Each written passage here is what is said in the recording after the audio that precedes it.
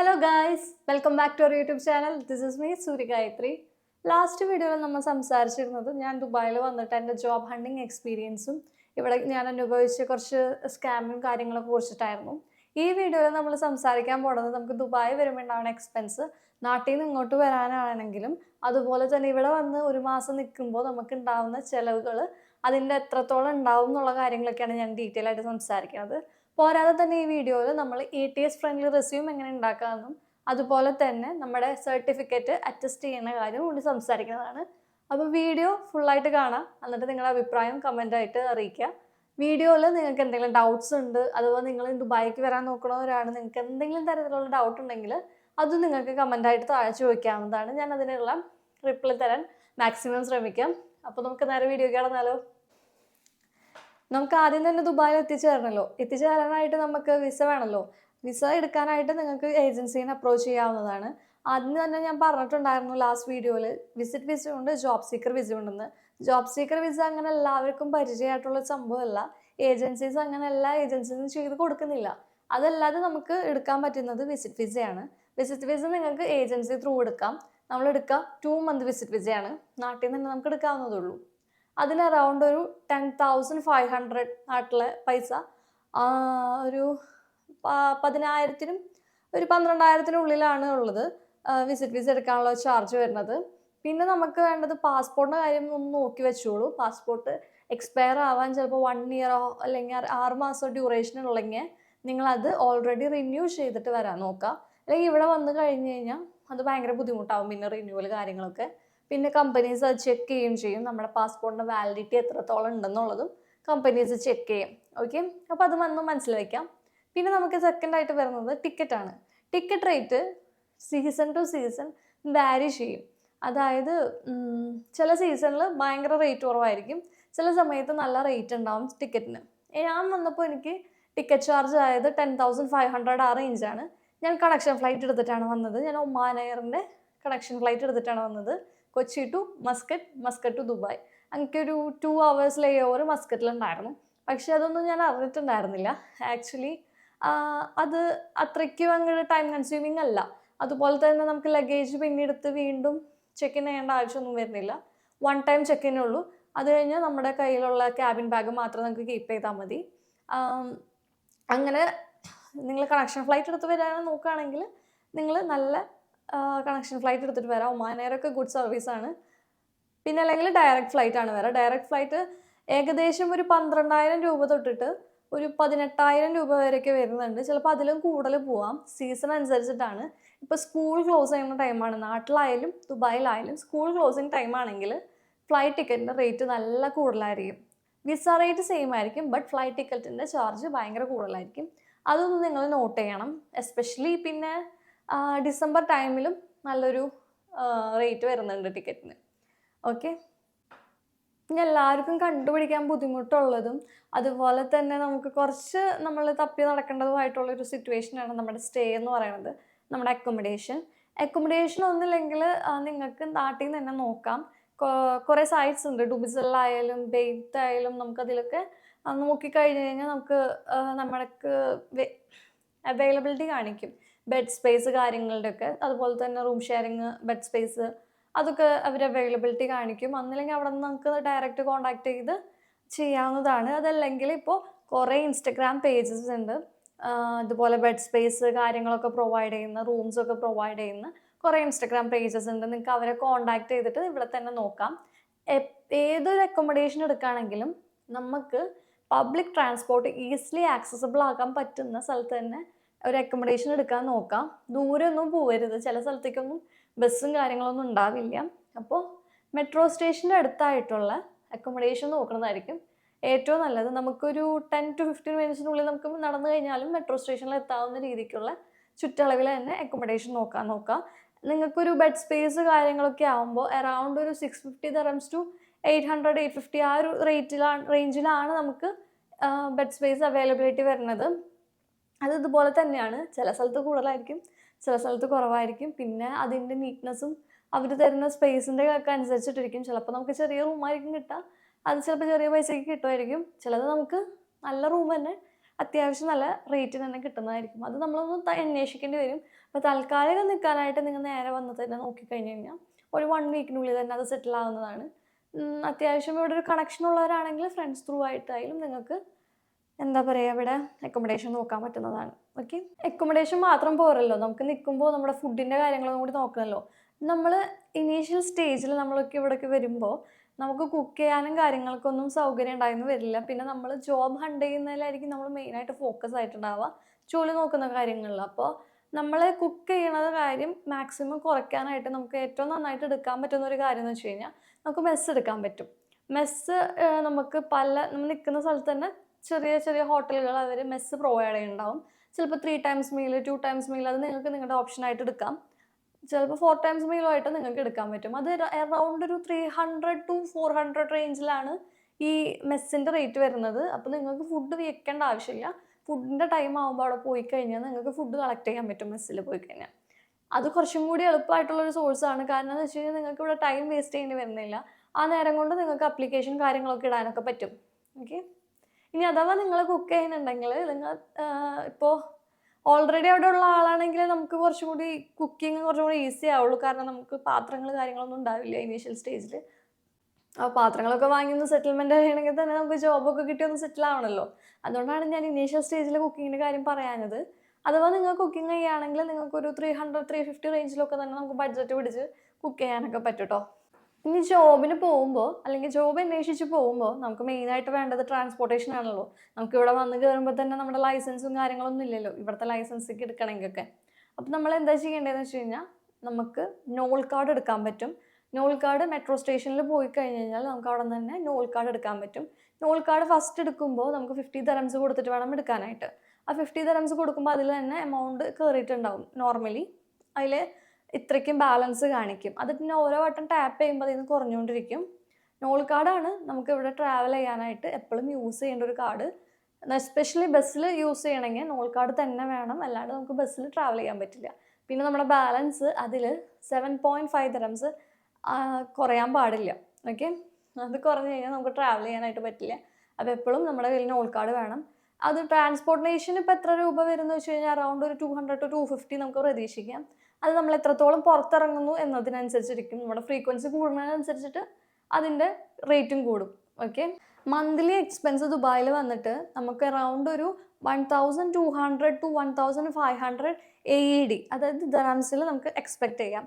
അത് നമ്മൾ ഡിപ്പെൻസ് ആണ്, നമ്മളെങ്ങനെ ഒരു മാസം കഴിഞ്ഞു പോകുന്നു, നമ്മൾ എത്രത്തോളം എക്കണോമിക്കലി പിടിക്കുന്നു എന്നനുസരിച്ചിട്ടാണ്. അത് നമുക്ക് കുറഞ്ഞും കൂടിയും ഇരിക്കാം. ഓക്കെ, ഇതൊരു റഫാണ് കേട്ടോ. റഫായിട്ടെന്ന് വെച്ച് കഴിഞ്ഞാൽ നമ്മളൊരു 650 to 850 നമ്മൾ കാൽക്കുലേറ്റ് ചെയ്യണു അക്കോമഡേഷൻ.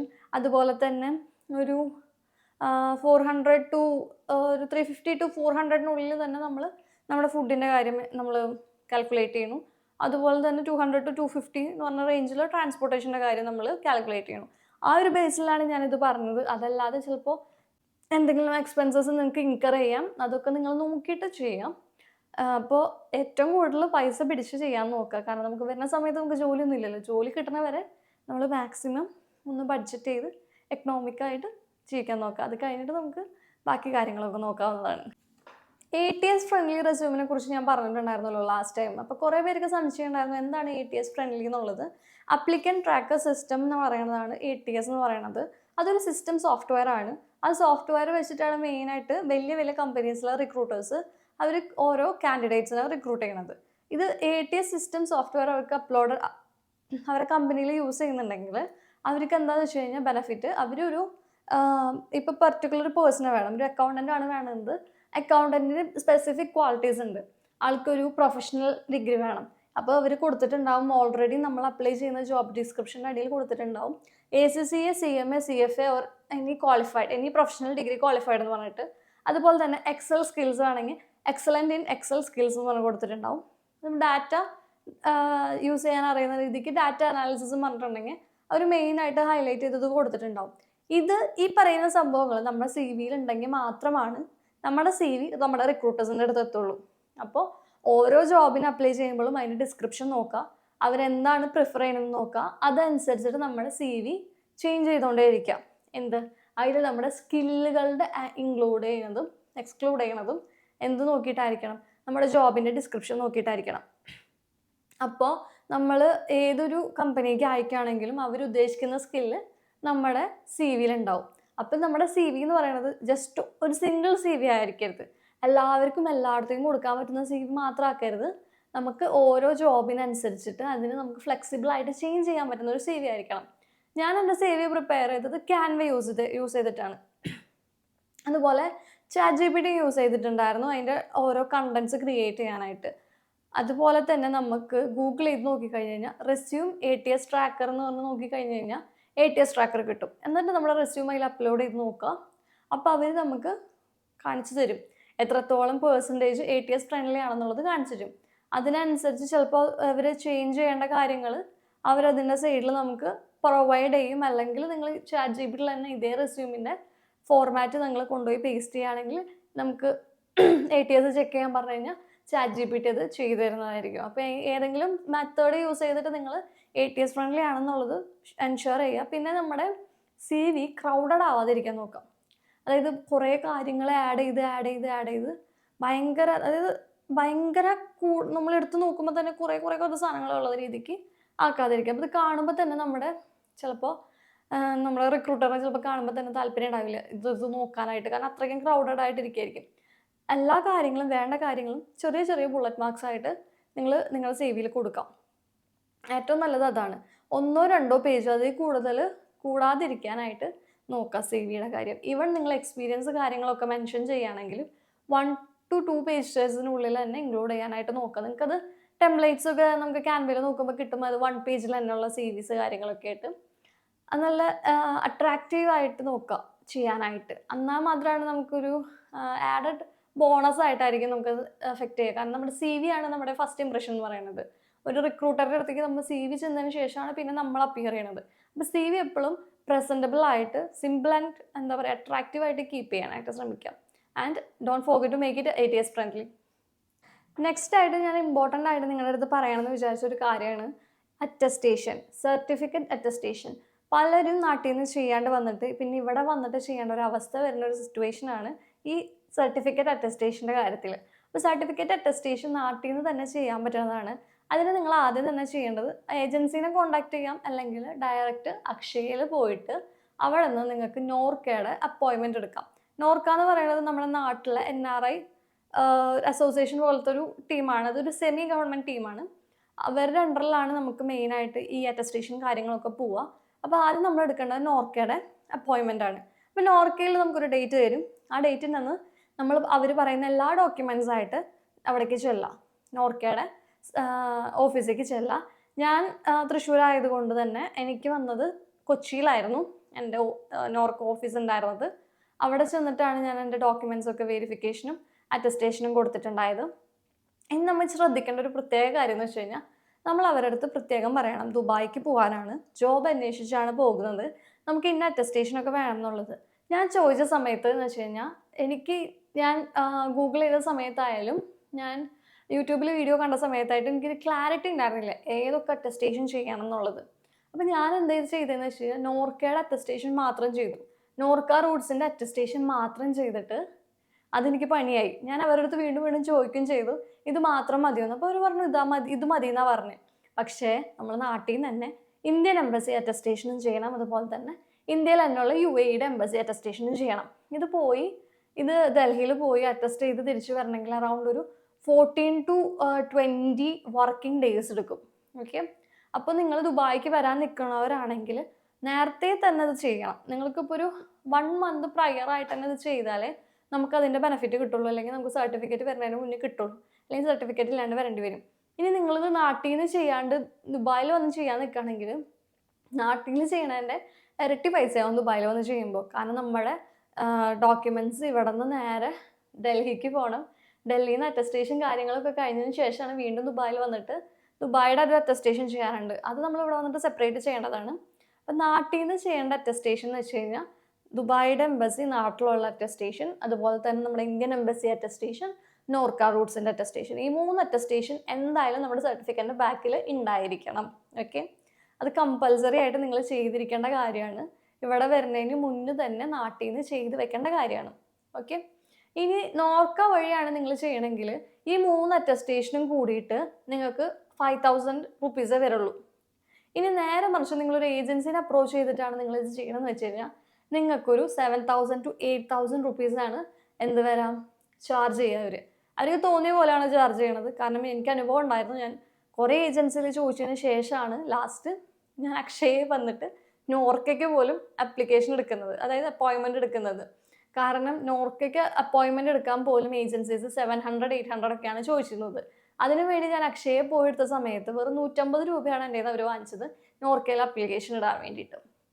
അപ്പോൾ നിങ്ങളത് മനസ്സിലാക്കാം, ഏജൻസി ത്രൂ പോവുകയാണെങ്കിൽ എക്സ്പെൻസീവ് ആയിരിക്കും. നിങ്ങൾ ഡയറക്റ്റ് ഇതുപോലെ നോർക്കയുടെ അപ്പോയിൻമെൻറ്റ് നിങ്ങൾ അക്ഷയയിൽ പോയി എടുക്കാൻ പറ്റുകയാണെങ്കിൽ അത്രയും നല്ലത്. എന്നിട്ട് അവിടെ നിന്ന് നേരെ നോർക്കയിൽ പോയി ചെയ്യുക. കാരണം നമ്മുടെ ഏജൻസീസ് ആണെങ്കിൽ അവർക്ക് ചെയ്യാൻ പറ്റുന്നത് മോഫ അറ്റസ്റ്റേഷൻ മാത്രമാണ്. ബാക്കി അറ്റസ്റ്റേഷൻ ചെയ്യണമെങ്കിൽ ഇതുപോലെ തന്നെ നോർക്കയിൽ നമ്മൾ പോകേണ്ടി വരും. ആ നോർക്കയിൽ പോണേന് നമുക്ക് അപ്പോയിൻമെൻറ്റ് എടുക്കാൻ തന്നെ അവർ 1000-700 ഈ രൂപയ്ക്കാണ് ചോദിക്കുന്നത്. വെറും 150 രൂപ വരണോടത്തേക്ക്. ഓക്കെ, അപ്പോൾ ആ സ്കാമിൽ പോയി പെടാണ്ടിരിക്കുക നാട്ടിൽ നിന്ന് തന്നെ. ഇനി നാട്ടിൽ നിന്ന് നമ്മൾ ഇവിടെ എത്തിക്കഴിഞ്ഞ് കഴിഞ്ഞാൽ നമ്മുടെ അറ്റസ്റ്റ് ചെയ്യാനുള്ളത് മോഫയാണ്. ഇവിടുത്തെ മിനിസ്ട്രി ഓഫ് ഫോറിൻ അഫയേഴ്സ് UAEയുടെ അണ്ടറിലാണ് നമ്മൾ ചെയ്യേണ്ടത്. അത് അറൗണ്ട് ഒരു 150 dirhams ആണ് വരുന്നത്. അത് നമ്മൾ ഏജൻസി ത്രൂ ചെയ്യുകയാണെങ്കിൽ ഒരു 200 റേഞ്ചിലൊക്കെയാണ് നമുക്ക് പ്രൈസ് വരാം. ഓക്കെ, അപ്പോൾ ഇവിടെ വന്നിട്ട് അത് ചെയ്യാനായിട്ട് മറക്കാതെ നോക്കുക. അതൊരു 3 to 4 ഡേയ്സിനുള്ളിൽ നമുക്ക് അറ്റസ്റ്റ് ചെയ്ത് കിട്ടുന്നതായിരിക്കും നമ്മുടെ സർട്ടിഫിക്കറ്റ്. ഓക്കെ, അറ്റസ്റ്റേഷൻ്റെ കാര്യം പ്രത്യേകം ഞാൻ എടുത്തു പറയാൻ കാരണം എനിക്കൊരു പറ്റിയ അമളിയാണ്. ഞാൻ നാട്ടിൽ നിന്നെല്ലാം ചെയ്തിട്ടാണ് ഞാൻ ഇങ്ങോട്ട് വന്നതെന്ന് വിചാരിച്ചു. പിന്നെ എൻ്റെ ജോലി കിട്ടി എനിക്ക് വിസ എടുക്കുന്ന സമയത്ത് സർട്ടിഫിക്കറ്റ് കൊടുക്കേണ്ട ടൈമിലാണ് മനസ്സിലാവണത് ഞാനത് ചെയ്തിട്ടില്ല. അതുകൊണ്ട് എനിക്ക് വീണ്ടും 1 മാസത്തോളം എടുത്തു എൻ്റെ ഡോക്യുമെൻറ്റ്സ് പോയി അറ്റസ്റ്റ് ചെയ്ത് എൻ്റെ കയ്യിൽ കിട്ടാനായിട്ട്.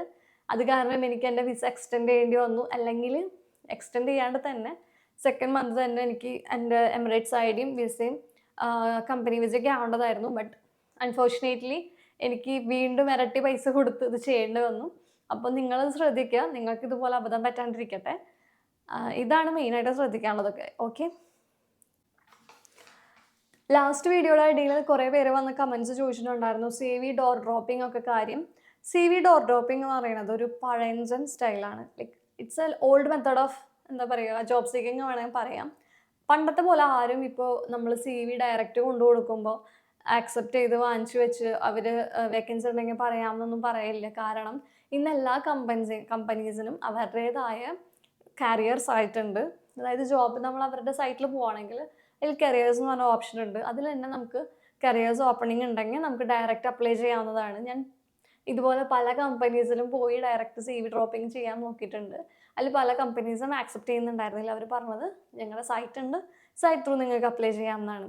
ഇനി നമ്മൾ വേറൊരു കാര്യം കൂടി ശ്രദ്ധിക്കേണ്ടതെന്ന് വെച്ച് കഴിഞ്ഞാൽ ഏതൊരു കമ്പനിയുടെ ആയാലും അവർക്കൊരു HR ഇമെയിൽ ഉണ്ടാവും. ആ ഇമെയിൽ ത്രൂ നിങ്ങൾ എന്ത് ചെയ്യുക, ജോബ് റിക്വസ്റ്റ് സെൻഡ് ചെയ്യാൻ നോക്കുക. അതായത് നിങ്ങൾ CV ഒക്കെ അയക്കുമല്ലോ, ഇനി അയക്കുമ്പോൾ ഏർലി മോർണിംഗ് തന്നെ അയക്കാൻ നോക്കാം. ഒരു 6:37 to ഒരു 9 AM നിങ്ങൾ CV എല്ലാം അയക്കാൻ നോക്കാം. മനസ്സിലായില്ലേ? ഇത് ജോബ് സൈറ്റ്സ് അല്ല ഞാൻ പറയുന്നത്, നേരെ മറിച്ച് നമ്മുടെ ഓരോ കമ്പനീസിന് നിങ്ങൾ ഡയറക്റ്റ് ഇമെയിൽ ചെയ്യുമ്പോൾ നിങ്ങളിങ്ങനെ അയക്കാൻ നോക്കുക. മെയിനായിട്ട് ഒരു 6:30 നിങ്ങൾ എഴുന്നേറ്റ് നിങ്ങളൊരു 9-9:30 വരെ കണ്ടിന്യൂസ് ആയിട്ട് ആപ്ലിക്കേഷൻ ഇടാൻ നോക്കുക. അതാണ് ബെസ്റ്റ് ടൈം എന്ന് പറയുന്നത്. കാരണം അപ്പോഴാണ് നമ്മുടെ HR ഒക്കെ വന്നവരുടെ മെയിൽ കാര്യങ്ങളൊക്കെ ചെക്ക് ചെയ്യേണ്ടാവുക. അപ്പോൾ നിങ്ങൾക്കൊരു പ്രയോറിറ്റി കിട്ടും. ഫസ്റ്റ് തന്നെ വന്നെടുക്കുന്ന ഇമെയിലിനൊക്കെ നോക്കുമ്പോൾ നമുക്കൊരു പ്രയോറിറ്റി കിട്ടും. എൻ്റെ അടുത്ത് പലരും പറഞ്ഞിട്ടുള്ള കാര്യമാണ്, ഞാനും അങ്ങനെ തന്നെയാണ് ചെയ്തുകൊണ്ടിരുന്നത്. പിന്നെ നമ്മൾ ഈ സൈറ്റ്സ് യൂസ് ചെയ്യലോ ഇൻഡീഡ്, ലിങ്ക്ഡിൻ, ബെയ്യൂത്ത്, ഡുബിസൽ കാര്യങ്ങളൊക്കെ ഉണ്ട്. അതിലൊക്കെ ഓരോ ജോബ് പോസ്റ്റിംഗ് വരുമ്പോൾ അതിൻ്റെ ടൈമിംഗ് അവർ കാണിക്കും. ഇപ്പം തന്നെ പോസ്റ്റ് ചെയ്തത്, അതായത് 1 hour, 35 minutes, 10 minutes അല്ലെങ്കിൽ നൗ എന്നൊക്കെ പറഞ്ഞിട്ട് അങ്ങനെയാണ് അവർ ജോബ് പോസ്റ്റ് ചെയ്യുക. അതൊന്നും നിങ്ങൾ ശ്രദ്ധിച്ച് വെക്കണം. കാരണം നിങ്ങൾ ആ ഒരു എപ്പോഴും ആ സൈറ്റോ ആപ്പോ എപ്പോഴും റിഫ്രഷ് ചെയ്ത് യൂസ് ചെയ്തുകൊണ്ടിരിക്കുക. അപ്പോൾ പുതിയ ഓപ്പണിങ്സ് വരുമ്പോൾ അപ്പം തന്നെ നമുക്ക് അപ്ലൈ ചെയ്യാൻ പറ്റും. അങ്ങനെ ഞാൻ അപ്പം തന്നെ അപ്ലൈ ചെയ്യുന്നിടത്തുനിന്ന് എനിക്ക് കോൾസ് വന്നിട്ടുണ്ട്. അത് ഞാൻ എൻ്റെ ഒരു പേഴ്സണൽ എക്സ്പീരിയൻസ് വെച്ച് പറയണതാണ്. അപ്പോൾ നിങ്ങൾക്കും അത് ട്രൈ ചെയ്ത് നോക്കാം. നമ്മൾ എപ്പോഴും വിജിലൻ്റ് ആയിട്ടിരിക്കണം. എപ്പോഴാണ് ജോബ് ഓപ്പണിങ്സ് അവരിടുന്നത് അപ്പം തന്നെ നമ്മൾ അപ്ലൈ ചെയ്യാൻ നോക്കാം.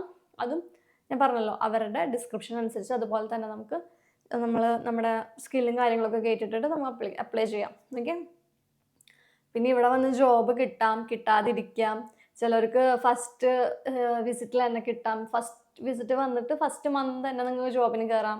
ചിലവർക്ക് ചിലപ്പോൾ സെക്കൻഡ് വിസിറ്റ് അടിക്കേണ്ടി വരും. അപ്പോൾ സെക്കൻഡ് വിസിറ്റ് അടിച്ചിട്ട് ചിലപ്പോൾ കിട്ടാത്തവരുണ്ടാവാം. ചിലർക്ക് ഫസ്റ്റ് വിസിറ്റിൽ അല്ലെങ്കിൽ സെക്കൻഡ് വിസിറ്റിൽ കിട്ടാം. ചിലർക്ക് അതും കഴിഞ്ഞ് രണ്ടും കിട്ടിയില്ലെങ്കിൽ തേർഡ് വിസിറ്റ് വരെ പോകേണ്ടി വരും. ചിലർക്ക് എത്ര വിസിറ്റ് അടിച്ചാലും ജോബ് കിട്ടാണ്ടിരിക്കുക. അതൊക്കെ ഡിപ്പെൻസ് ആണ്. നമ്മൾ നമ്മുടെ 100% കൊടുക്കുക. നമ്മൾ തന്നെ വിശ്വസിക്കുക. നമുക്ക് എന്തായാലും കിട്ടാതിരിക്കൊന്നുമില്ല. നമ്മൾ എത്രയും എഫേർട്ട് ഇടുന്നോ നമുക്ക് അതിനുള്ള ബലം നമുക്ക് തിരിച്ച് കാണാതിരിക്കില്ല. അപ്പോൾ നിങ്ങൾ വരാൻ ഇവിടെ താല്പര്യപ്പെടുന്നവരാണെങ്കിൽ പോസിറ്റീവായിട്ട് തന്നെ ഇരിക്കാം. ആൻഡ് വന്നിട്ട് എല്ലാവർക്കും ജോലി കിട്ടട്ടെ എന്ന് ഞാനും പ്രാർത്ഥിക്കുന്നു. എന്നെക്കൊണ്ട് സഹായിക്കാൻ പറ്റുന്ന രീതിക്ക് ഞാനും സഹായിക്കും. നിങ്ങൾക്ക് എന്തെങ്കിലും ഡൗട്ട്സ് ഉണ്ടെങ്കിൽ ഇതുപോലെ കമൻറ്റ് ബോക്സിൽ കമൻറ്റ് ചെയ്താൽ മതി. അതുപോലെ തന്നെ നിങ്ങൾക്ക് യൂസ്ഫുൾ ആവുന്ന ലിങ്ക്സും കാര്യങ്ങളൊക്കെ ഞാൻ ഡിസ്ക്രിപ്ഷൻ ബോക്സിൽ താഴെ പ്രൊവൈഡ് ചെയ്യാം. അതൊക്കെ നോക്കിക്കഴിഞ്ഞാൽ നിങ്ങൾക്ക് ഹെൽപ്ഫുൾ ആയിരിക്കും. നിങ്ങൾക്ക് ജോബ് സെർച്ച് ചെയ്യാനുള്ള സൈറ്റ് ആയാലും ബെഡ് സ്പേസിന് വേണ്ടിയുള്ള സൈറ്റ് ആയാലും കാര്യങ്ങളൊക്കെ ഞാൻ അതിൽ കൊടുക്കാം. ഇനി അഥവാ നിങ്ങൾക്ക് എൻ്റെ അടുത്ത് പേഴ്സണലായിട്ട് മെസ്സേജ് ചെയ്യണമെങ്കിൽ ഞാൻ താഴെ എൻ്റെ ഇൻസ്റ്റഗ്രാം ID കൊടുക്കാം.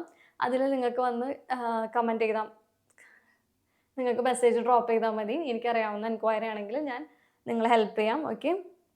അപ്പോൾ ഇത്രയൊക്കെയുള്ളൂ നമ്മുടെ ഇന്നത്തെ വീഡിയോയിലുള്ള കണ്ടൻറ്റ്. ഈ കണ്ടൻറ്റ് നിങ്ങൾക്ക് ഇഷ്ടപ്പെട്ടു എന്ന് വിചാരിക്കണം, നിങ്ങൾക്ക് യൂസ്ഫുൾ ആവുമെന്ന് വിചാരിക്കണു. നിങ്ങൾ ഈ വീഡിയോയ്ക്ക് മുന്നത്തെ വീഡിയോ കണ്ടിട്ടില്ലെങ്കിൽ അത് കണ്ടിട്ട് ഇത് കാണാൻ നോക്കുക. എന്നാലേ ഒരു കണ്ടിന്യൂറ്റി കിട്ടുള്ളൂ. ഇനി നിങ്ങൾക്ക് എന്തെങ്കിലും ഡൗട്ട്സ് ഉണ്ടെങ്കിൽ എന്നെ അപ്രോച്ച് ചെയ്യാവുന്നതാണ്. അപ്പോൾ വീഡിയോ നിങ്ങൾക്ക് യൂസ്ഫുൾ ആയെങ്കിൽ എന്തായാലും കമൻറ്റ് ചെയ്യാൻ മറക്കരുത്. Thanks for watching this video. This is me Surya Gayathri signing off. Thank you. By.